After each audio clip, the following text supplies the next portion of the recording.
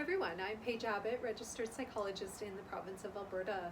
Today I thought I would talk about irritability. That's a common symptom and feeling that many people experience, and oftentimes people are confused as to where it comes from. They're looking around at their lives and often thinking, I'm not feeling frustrated or irritated about that thing that I'm lashing out at, and yet they're finding themselves lashing out. Usually we're finding we lash out at the people we're closest to, so family members who are in the home, kids, spouses. And this doesn't feel very good, of course, because we want to treat those people with love and respect and enjoy our time with them.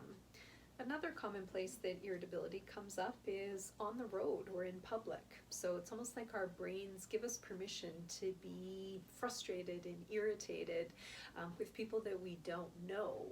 It's a safe place, so to speak, to lash out and to express those feelings. So where does this irritability come from? Well, it is important to look for obvious triggers. Is there something going on in your life right now that you're not happy with?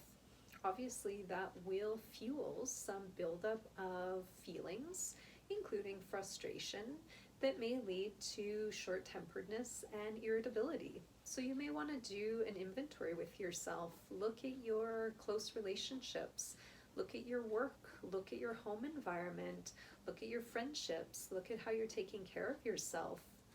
Are you satisfied with what's going on in those areas?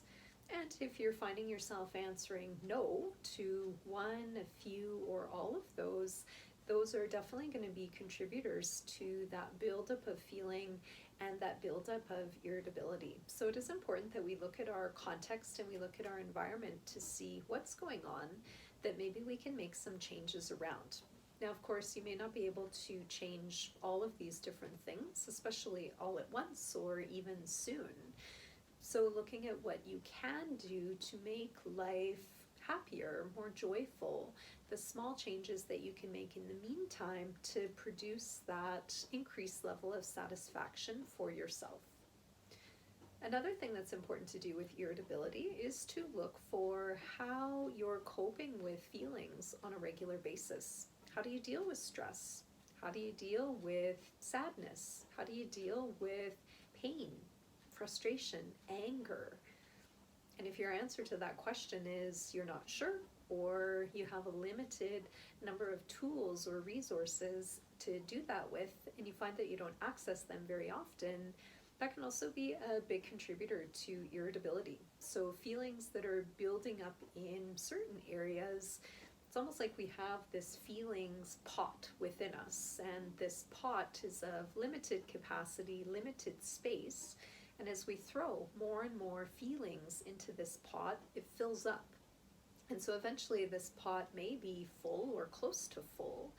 And I find that when it is close to full for people, it really doesn't take much. So any small kind of throw into that pot, even if it's just a look from somebody or such a minor situation in our lives that happens, it's enough to set that pot overflowing. And obviously the issue is not with that last thing that got thrown into the pot. The issue is with everything that's been in that pot to date that hasn't been dealt with. So what I would encourage people to do is to take time daily to sit with themselves and to do some reflection and to do some processing around their feelings. This essentially helps us to tip out and empty that pot. It may not be completely empty, but emptying it as much as we can from the day's buildup so that we're not carrying forward that more full pot to the next day, which can lead to that buildup of irritability.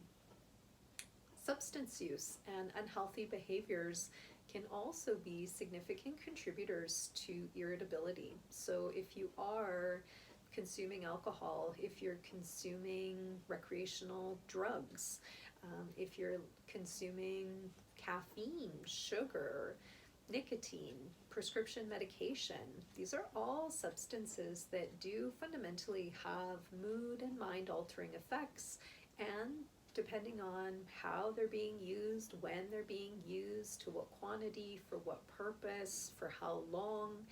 These are all contributing factors to potentially leaving you kind of that threadbare threshold that means it's not very hard to push you over into irritability. When people are in withdrawal, so when they're in the early hours and days of coming off of substances or unhealthy behaviors, there definitely is an increase in irritability. It can be the same if you're changing medications, and if you're going through any kind of changes like that, then it might be important to speak with a healthcare provider and or your physician about the symptoms you're experiencing, as well as the medication or lifestyle changes that you're making, to just get some information and clarity as to whether that may be contributing to the irritability.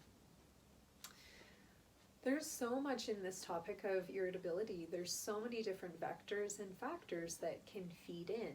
But at the end of the day, it's important to look at how you're living your life. Are you living your life in the way that you want to? Are you doing the things that you want to do? Do you have time to look after yourself? Do you have time for fun? If we don't have those things, that can also really contribute to an increase in irritability. So look at your context, look at how you're taking care of yourself, incorporate fun, incorporate joy, incorporate relaxing activities. It doesn't have to be for hours in your day.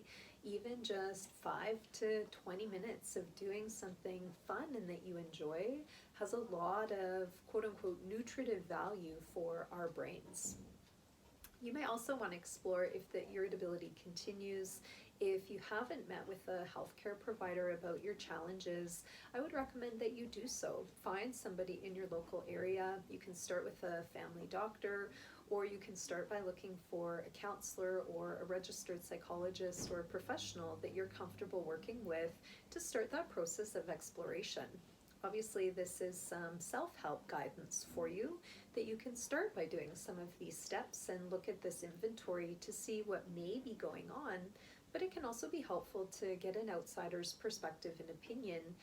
Even just having that outside information of what may be happening, some validation, some confirmation, can actually help that level of irritability go down.